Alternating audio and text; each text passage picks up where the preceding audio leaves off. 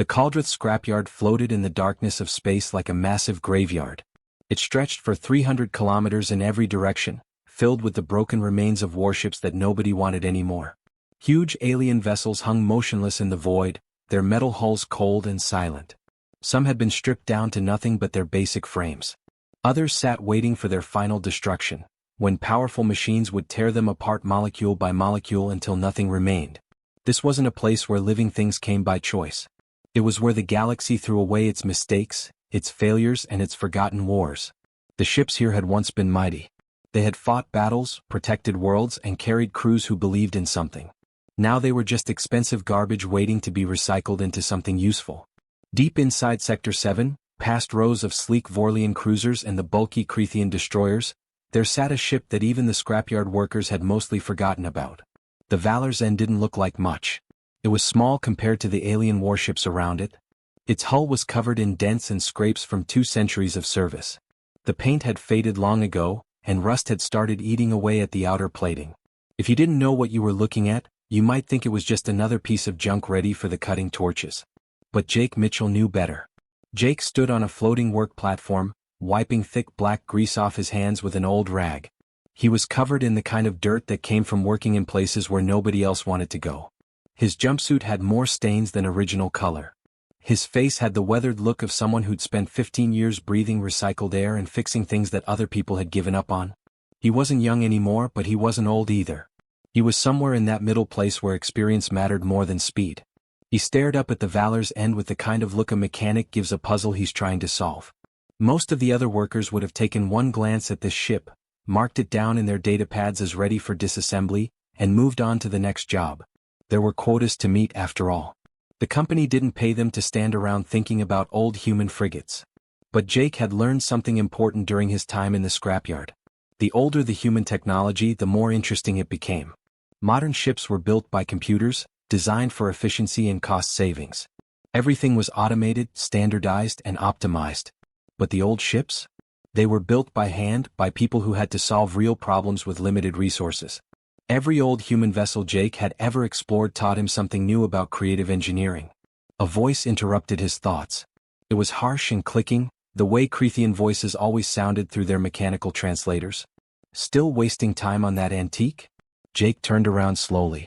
Dulv, his supervisor, was floating nearby on a small gravity platform. The Crethean had 4 arms, which he liked to wave around when he was annoyed. His face was covered in overlapping plates of bone-like material that shifted colors to show emotion. Right now, those plates were flickering with a pale blue light that meant he was amused. Dulv thought this was funny. Dulv thought Jake was being an idiot. Just cataloging it, Jake said, keeping his voice neutral. Following protocol. Protocol. Dulv made a clicking sound with his mandibles that served as laughter for his species. That ship is 200 years past obsolete.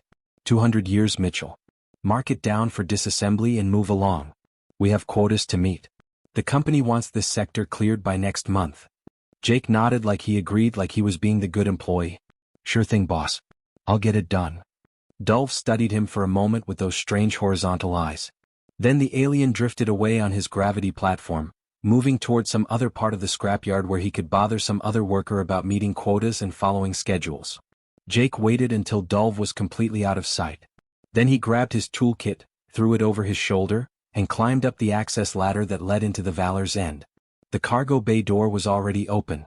Someone had been here before, probably years ago, to do an initial survey. Jake stepped inside and immediately felt the temperature drop. Without power, the ship had gotten cold. Not space cold, but cold enough that his breath made little clouds in the air. Emergency lighting strips along the floor flickered weakly, powered by some backup battery that was probably close to dying. The light was dim and yellow, casting long shadows across corridors that hadn't seen a living crew in more than 60 years. Jake walked slowly through the ship, his boots echoing on the metal floors. Everything was quiet except for the occasional groan of metal settling. The air smelled stale and metallic. Dust floated in the weak light. This ship felt empty in a way that went beyond just lacking people. It felt abandoned, forgotten, left behind by a galaxy that had moved on to bigger and supposedly better things. He made his way through the main corridor toward the engineering deck. This was the heart of any ship, where the reactor lived and breathed and powered everything else. If you wanted to understand a vessel, you started in engineering. When Jake reached the reactor room, he pulled out his scanner and ran it across the core. The device beeped and hummed, collecting data. Jake watched the numbers scroll across the small screen. At first they didn't make much sense. Then he started recognizing patterns and his eyes went wide. He stopped moving. He just stood there, staring at the scanner, reading the numbers again to make sure he wasn't making a mistake. This wasn't just any human ship. This was a Desperation War vessel. Jake felt his heart start beating faster. He'd heard stories about these ships, but he'd never actually seen one before. Most of them had been destroyed in the wars they fought. The survivors had been pulled apart for their valuable components. A complete Desperation War frigate was supposed to be impossible to find. But here it was, sitting in a scrapyard, tagged for disassembly like it was worthless. Jake pulled up the ship's technical documentation on his datapad, breaking through the old security protocols with tools he'd picked up over the years. The files loaded slowly, ancient data struggling to make sense to modern devices. When they finally appeared, Jake started reading, and with every line he became more amazed. These ships had been built during humanity's darkest period. Earth and its colonies had been scattered across space, surrounded by hostile forces, cut off from each other. Resources were limited. Time was running out. People were desperate. So they built ships that reflected that desperation. Every major system on the Valor's end had 3 different backup methods. The main power could run off the reactor or emergency batteries, or even be hand-cranked if absolutely necessary. Every weapon could be repaired using scrap metal and basic tools. The power grid was designed to run on almost anything that generated electricity. There were manual overrides for every automated system. Mechanical backups for every electronic control. This ship had been designed by people who knew they might not have supplies, might not have support, might not have anything except their own hands and their refusal to give up. It was ugly by modern standards. It was inefficient. Parts of it seemed almost primitive. But to Jake it was absolutely brilliant. He walked through the engineering bay, running his hands along the pipes and conduits, reading the handwritten notes that engineers had left on junction boxes decades ago. This wasn't just a machine. This was a testament to human stubborn survival. When everything else failed, when all the fancy technology broke down, this ship would keep running. Jake moved to a viewport and looked out at the space beyond the scrapyard. Even from here he could see them. Warships. Dozens of them, maybe hundreds, gathering at the edges of the sector. They belonged to different corporations, different factions, all of them circling each other like predators. The tension had been building for weeks. Everyone who worked in the scrapyard knew what was coming. Corporate war. A fight over trade routes and profit margins and things that didn't matter to the workers who would be caught in the middle. The station's security was a joke. A few outdated defense platforms and some hired guards who would run at the first sign of real trouble.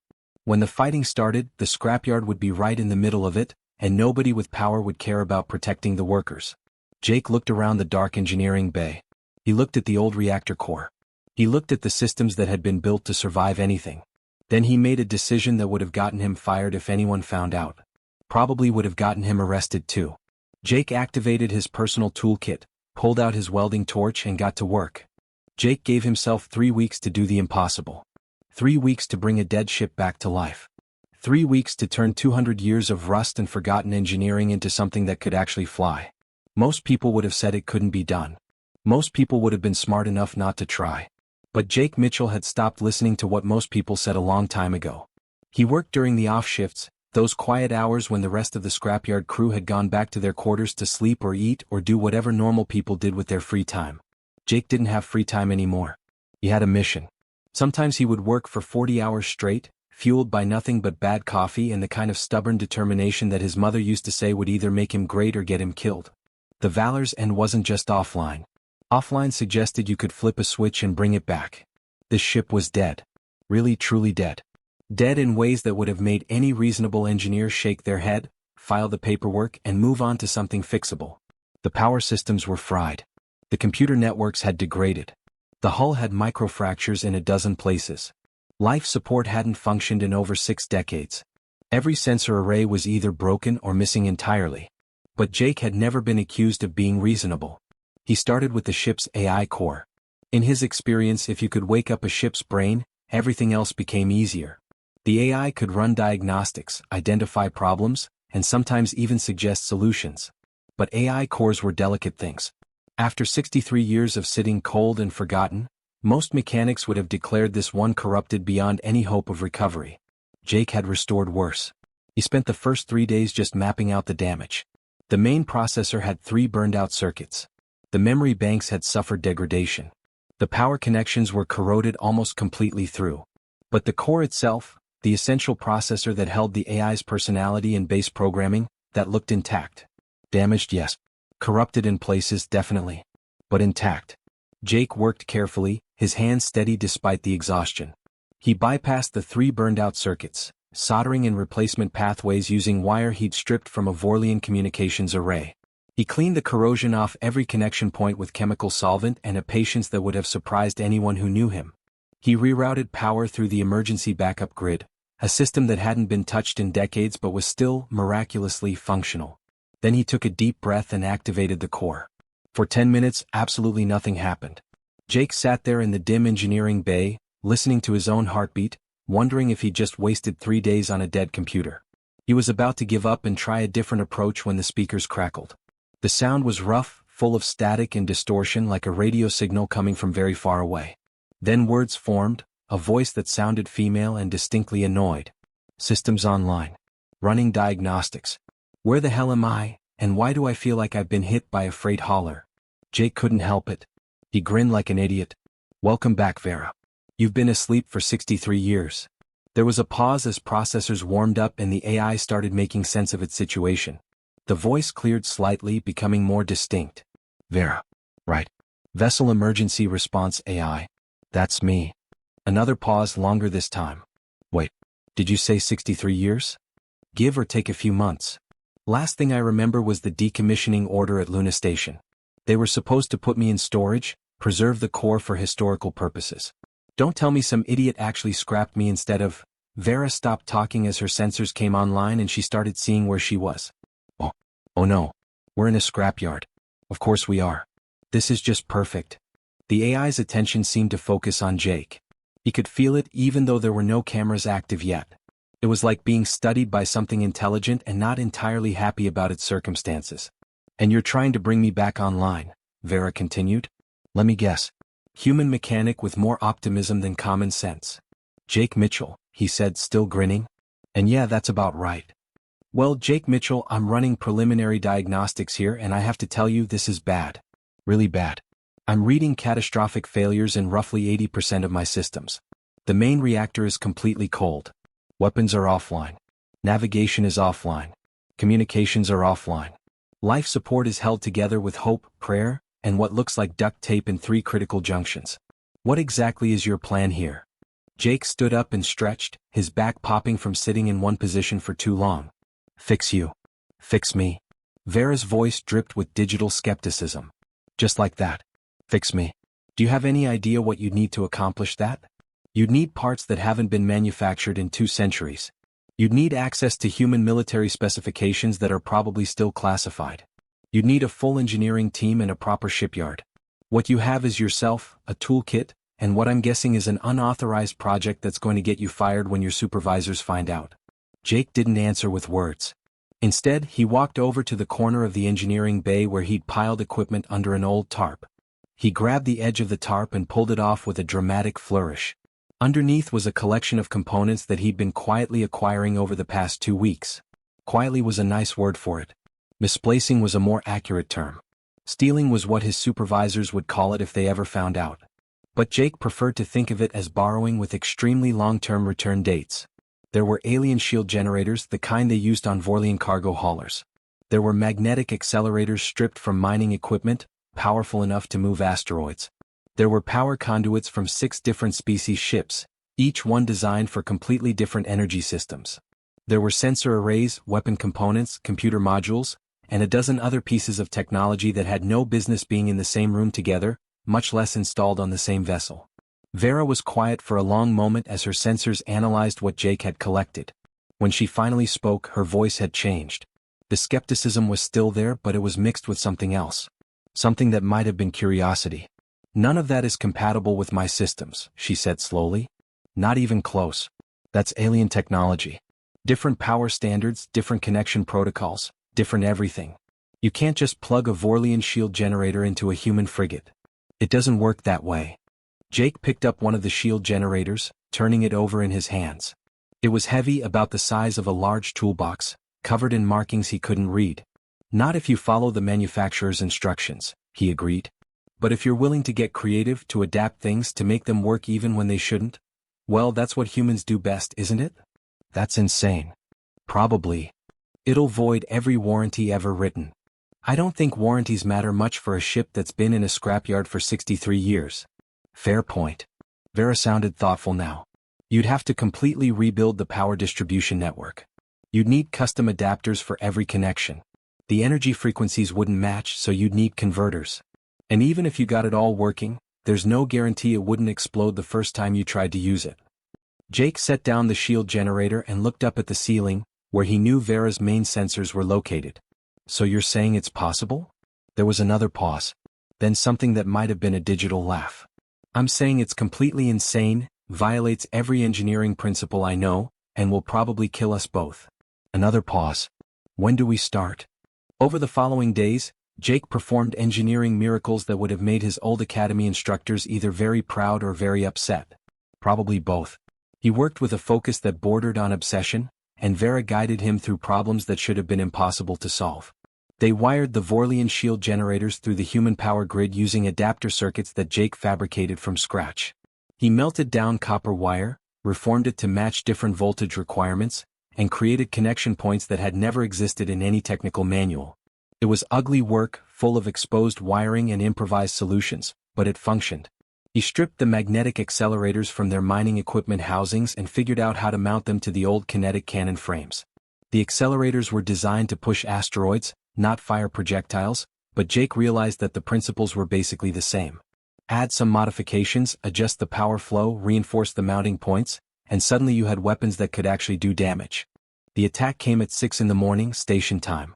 Jake was sound asleep in his small quarters when the alarm started screaming. Not the gentle beeping that meant a shift change or a minor equipment malfunction. This was the bone-deep wailing that meant something had gone terribly, catastrophically wrong. The kind of alarm that you heard in your nightmares. Jake's eyes snapped open. For a split second he lay there confused, his brain still foggy with sleep. Then training and instinct kicked in. He bolted upright, his heart already pounding. His hands shook as he grabbed his clothes from the chair beside his bed. He didn't bother with anything except pants, shirt, and boots. There wasn't time for anything else. He ran. His quarters were on the lower residential level, and the observation deck was 3 sections away. Jake sprinted through corridors filled with other workers, all of them stumbling out of their rooms with the same confused terror on their faces. Some were asking questions that nobody could answer. Others were just running, following the emergency lighting that was supposed to guide them to safety. Jake reached the observation deck in less than 3 minutes. He pushed through the crowd gathering at the windows, ignoring the angry shouts as he shoved people aside. When he finally got a clear view, what he saw made his blood turn to ice in his veins. Space was full of warships. 2 entire fleets had entered the sector and they were massive. On the left side, Jake could see the ships of the Tethix Consortium.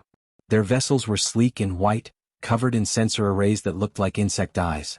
On the right side, the Vardun Collective had brought their own armada. Their ships were darker, more angular, bristling with weapon ports that were already starting to glow with charging energy. There were dozens of them. Maybe hundreds. Jake could see nimble frigates darting between the larger vessels like predatory fish. He could see cruisers the size of city blocks, their hulls thick enough to withstand nuclear blasts. And in the back, moving slowly but with terrible purpose, came the dreadnoughts. Those were the real monsters, ships so large they had their own gravity fields, carrying enough firepower to crack a planet's surface. And the Cauldrith scrapyard sat directly between them. Jake felt his stomach drop. This wasn't a standoff. This wasn't a show of force. The fleets were positioning themselves for battle, spreading out across the space lanes, finding firing solutions. The scrapyard wasn't their target. It was just in the way. Collateral damage waiting to happen.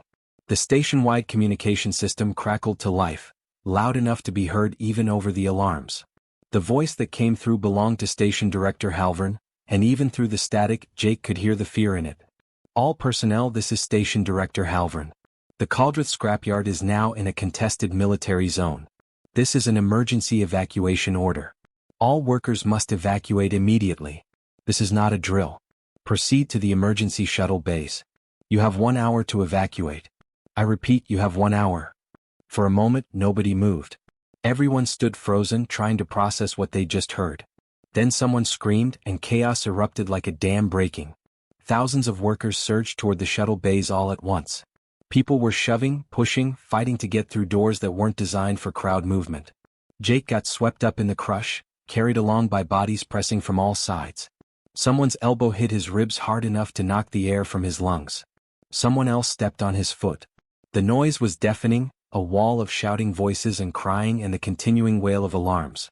Jake fought his way to the side, pressing himself against the wall to get out of the main flow. He needed to think. He needed to figure out what to do. The shuttle bays were on the other side of the station, and if the crowd was this bad here, it would be 10 times worse there. His communication device chirped, the sound barely audible over the chaos.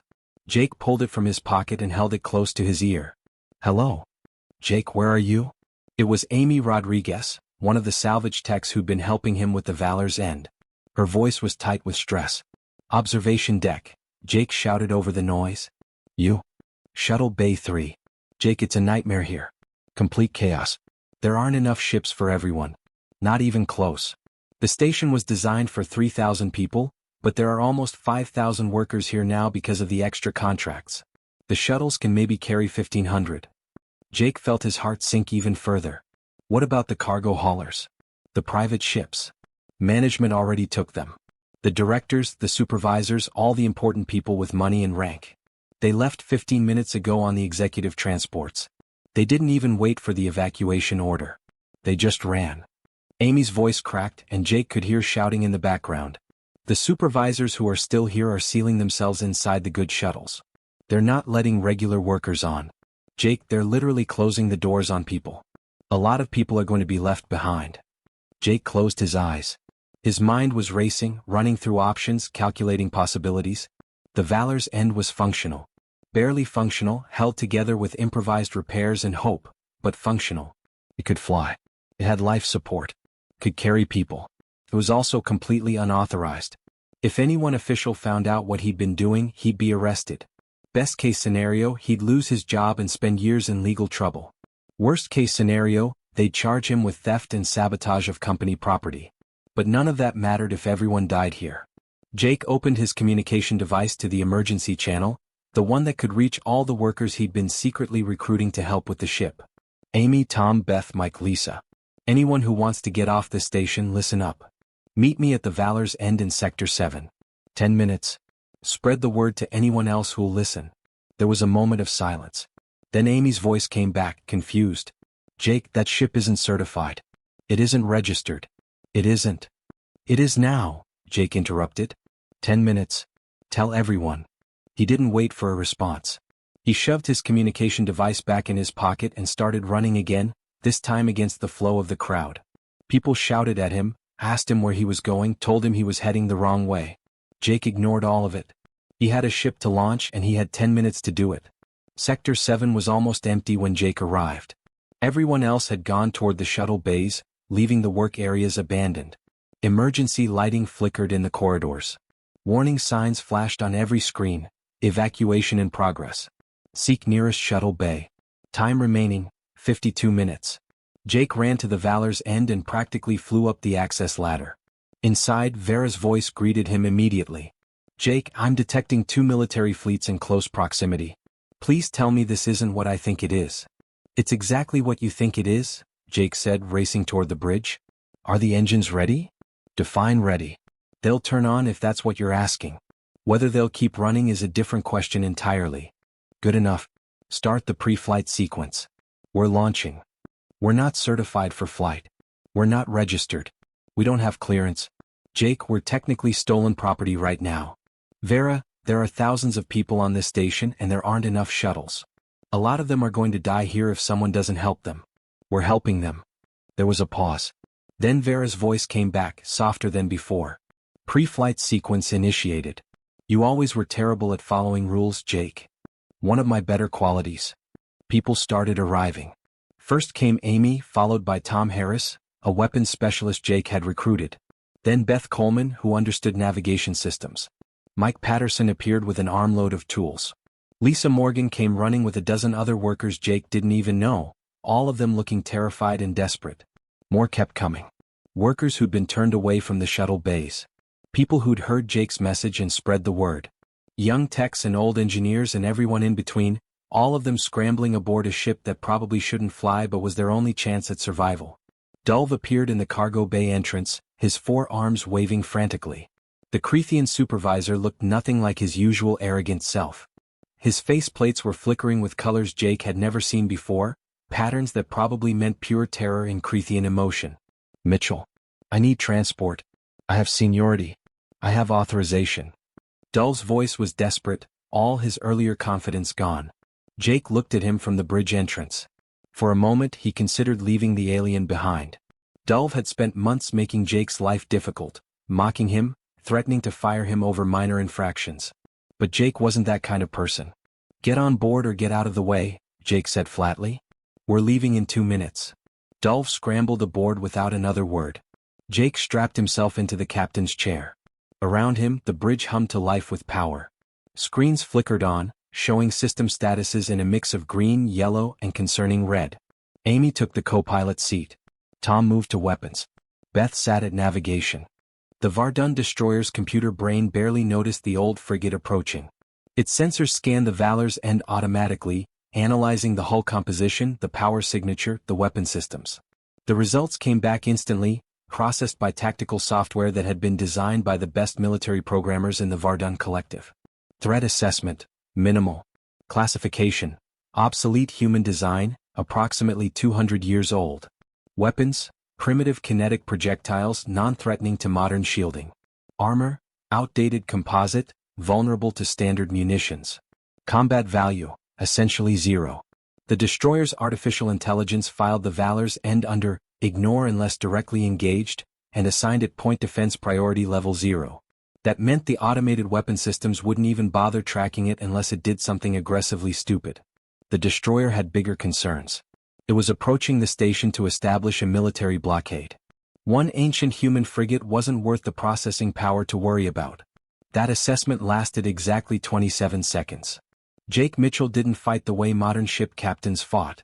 He'd spent months in the salvage yard studying old battle recordings, watching documentaries about historical conflicts, reading after-action reports from wars that had been over for decades. He'd seen how modern warships operated. They moved with mathematical precision, their every action calculated by tactical computers. They predicted enemy positions based on optimal strategies. They followed doctrine that had been refined over generations of military theory. The Valor's end didn't have tactical doctrine. What it had was desperation, improvisation, and a mechanic who'd learned about warfare from history files documenting Earth's bloodiest conflicts. Wars where humans had fought without fancy technology, where victory came from creativity and the willingness to try things that seemed insane. Jake's hands moved across the controls, pulling up a navigation plot he'd been planning for days. Ever since he'd known the fleets were coming, he'd been thinking about this moment. Thinking about how an old, broken ship could possibly survive against vessels that outgunned it 100 to 1. "Tom, fire everything at the debris field. I'm sending you coordinates now." Tom Harris looked at his targeting screen, confused. The coordinates Jake had sent were pointing at empty space, or what looked like empty space. There was nothing there except some scattered debris. "Jake, that's empty space. There's nothing to hit. Trust me." Jake's voice was sharp, urgent. Tom had learned over the past 3 weeks that when Jake said to trust him, you trusted him. His fingers danced across the weapon controls. Firing now. The Valor's end's retrofitted kinetic cannons roared to life. The sound vibrated through the entire ship, a deep thrumming that you could feel in your bones. Rounds flew from the guns, streaking through space toward what everyone else on the bridge thought was absolutely nothing. Then those rounds hit their targets and the nothing became something spectacular. Jake had spent weeks working in this sector of the scrapyard. He knew every derelict ship, every piece of floating debris, every forgotten fuel cell. During his off hours, while everyone thought he was just cataloging junk, he'd been quietly moving things. Positioning old fuel tanks. Arranging volatile cargo containers. Creating a minefield that didn't look like a minefield because it was made of garbage that everyone had stopped paying attention to. The kinetic rounds struck the fuel cells and the explosions bloomed like enormous flowers of fire. Each detonation triggered the next, creating a cascading chain reaction. Within seconds there was a massive barrier of expanding gas, shrapnel and superheated plasma directly in the destroyer's path. The Vardun ship's shields flared bright blue as they absorbed the impact. The shields held, they were designed to withstand much worse than exploding fuel cells. But the sensors were a different story. The explosions created a massive cloud of ionized particles, hot metal fragments, and electromagnetic interference.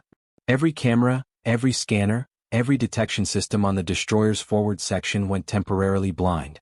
3 seconds. That's how long the blackout lasted. Jake used every millisecond of those 3 seconds. Diving now. Everyone hold on. He pushed the Valor's end into a steep dive that would have made any flight instructor scream in horror. The ship dropped like a stone, passing under the destroyer's massive hull with less than 50 meters of clearance. The proximity alarms were screaming. Vera was shouting warnings about structural integrity, about how the hull wasn't designed for maneuvers this aggressive, about how they were all going to die. Jake ignored all of it. His eyes were locked on the tactical display, watching the destroyer's ventral surface pass overhead. He was looking for something specific, and when he found it, he grinned. Beth, target their sensor array. Coordinates Delta 7. Beth Coleman's fingers flew across her console. She'd never been in combat before. She'd been a navigation tech, someone who plotted safe courses through space. But 3 weeks working with Jake had taught her to adapt. I've got it. Locked. Fire. The ancient cannons fired again. This time the targeting was precise. The rounds weren't standard ammunition. Jake had spent days fabricating special armor-piercing cores from super-dense alloys he'd salvaged from a scrapped mining ship. Those mining vessels were designed to drill through asteroids, and their cutting tools used some of the hardest materials known to science. Those cores hit the destroyer's sensor array like hammers. Modern shields were designed to disperse energy weapons and absorb explosive impacts. They weren't optimized for dense, high-velocity projectiles traveling at speeds that pushed the laws of physics. The rounds punched through the shield like it wasn't even there and smashed into the delicate sensor equipment underneath. 2 entire sensor clusters exploded in showers of sparks and venting atmosphere. The destroyer's tactical AI suddenly realized it had a serious problem. This wasn't some harmless antique. This was a threat. Alarms started blaring on the Valor's End's bridge. Amy Rodriguez looked at her screen and her face went pale. Multiple missile locks. 8 missiles launching. Jake, they're firing. Modern military missiles were terrifying weapons. They were fast, smart, and almost impossible to evade. Each one had its own guidance system, its own computer brain that could predict evasive maneuvers. They cost more than most ships, and they were worth every credit because they almost never missed. 8 of them were now screaming through space toward the Valor's End. Kill the engines. Jake shouted. Amy, redirect all power to the aft shields. Everything.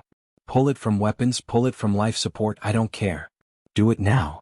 Jake, if I pull power from life support, we'll be alive long enough to worry about it. Do it. Amy's hands moved across her controls, overriding safety protocols that were designed to prevent exactly what she was doing.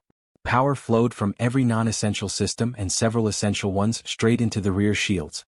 The shield strength indicator climbed from 40% to 65%. Not great, but better than nothing. The engines died.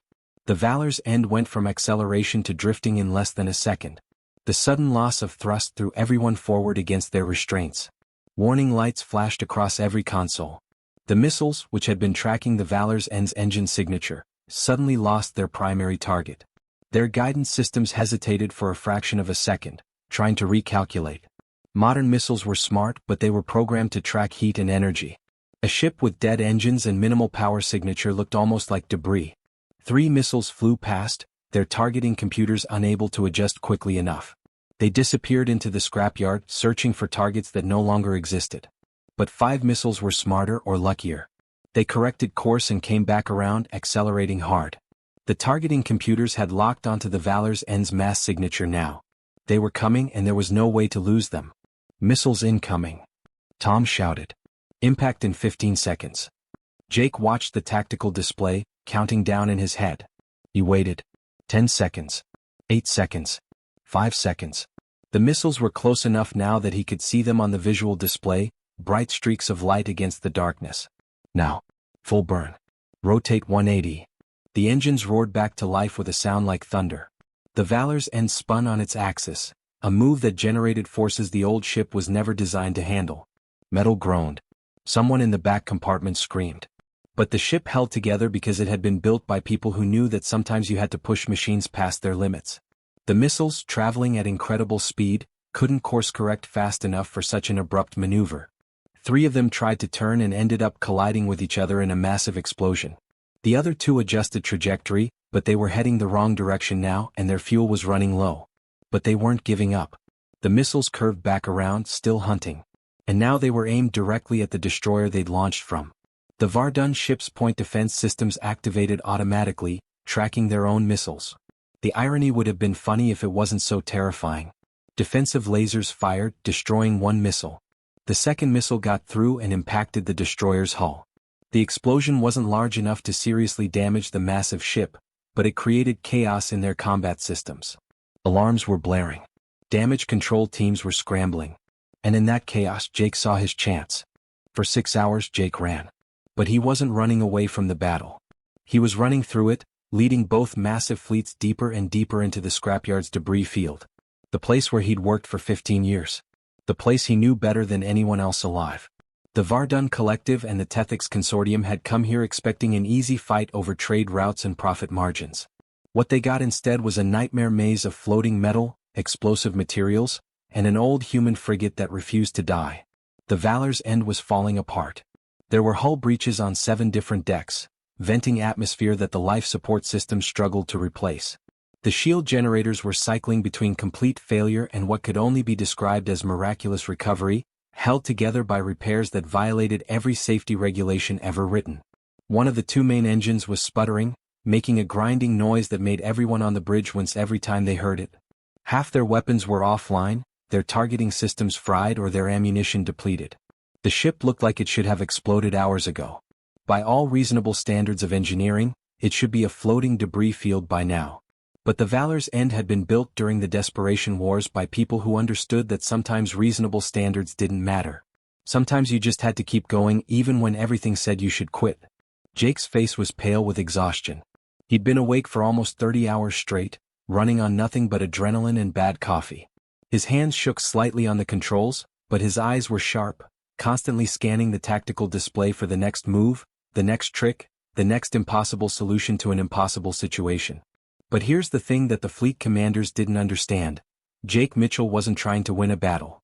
He knew he couldn't win. 1 old frigate against 2 entire military fleets? That wasn't a fight.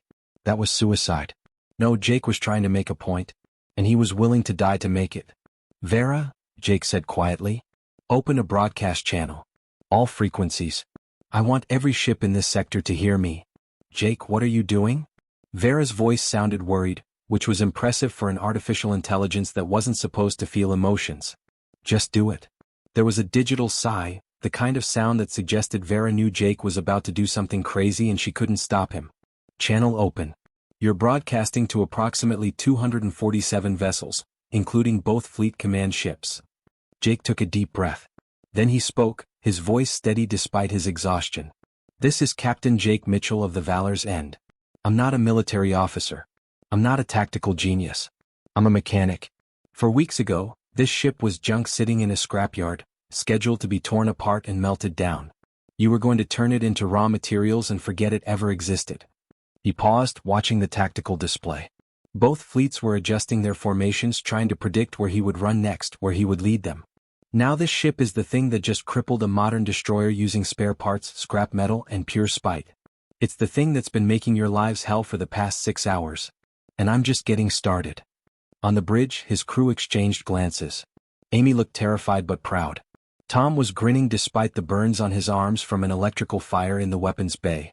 Beth's hands never stopped moving across her navigation console, plotting escape routes through debris fields that the larger ships couldn't follow.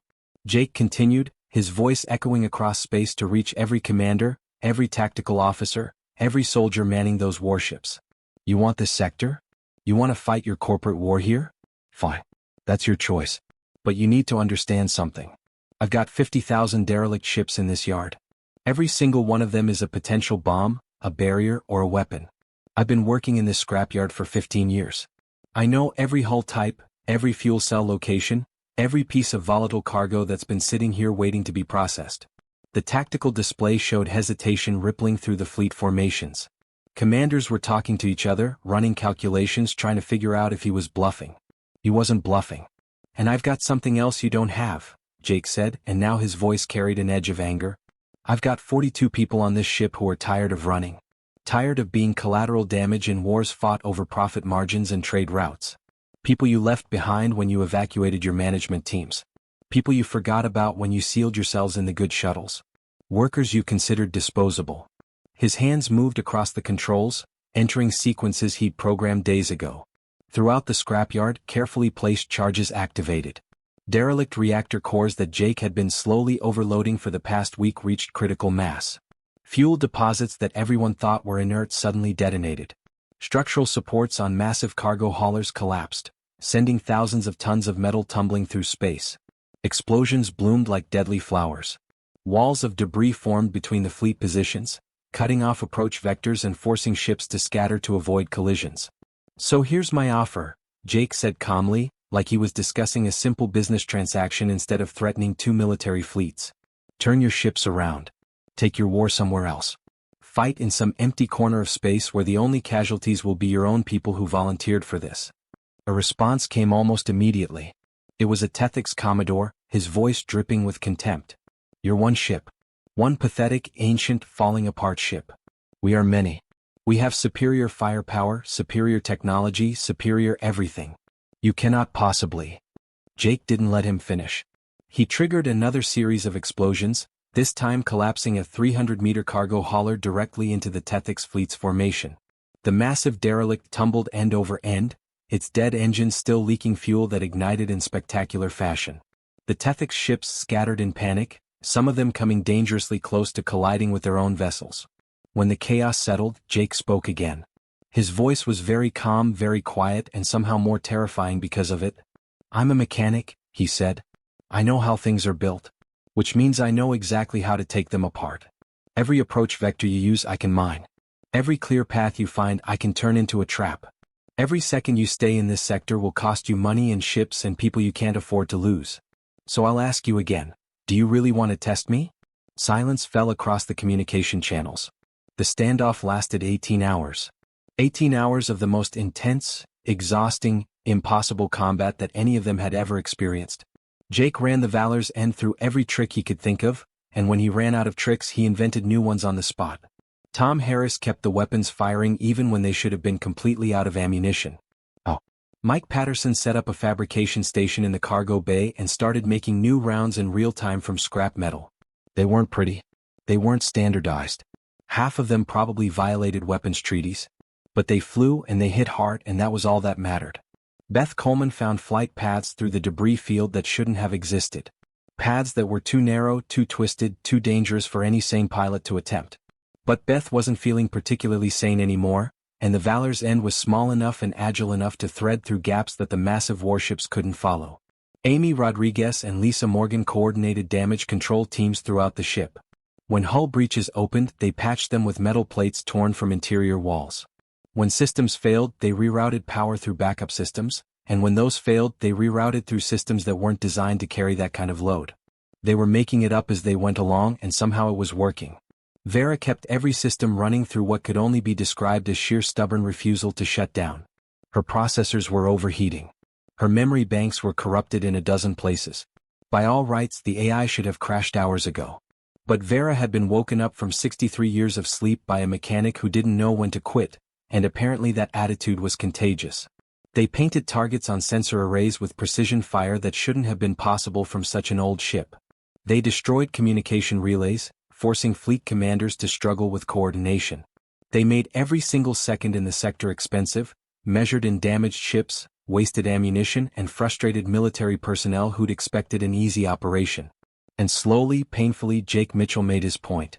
Finally, after 18 hours of the most frustrating military operation either fleet had ever attempted, the commanders made their decision. The fleets withdrew. Not in defeat. They could have destroyed the Valor's end if they'd really committed to it, if they'd been willing to accept the casualties and the cost. But Jake had made it crystal clear. That price would be everything. Every ship they brought into the sector would be damaged. Every soldier they sent would be at risk. Every credit they spent would be wasted. And for what? To fight over trade routes through a sector that one crazy human had turned into the most dangerous piece of space in the galaxy? It wasn't worth it. The warships turned away, their engines flaring as they prepared to jump to hyperspace. First the outer vessels departed, then the cruisers, then finally the massive dreadnoughts. Within an hour, the sector was empty except for the scrapyard and one battered frigate that refused to die. When the last enemy ship vanished, silence fell across the Valor's End's bridge.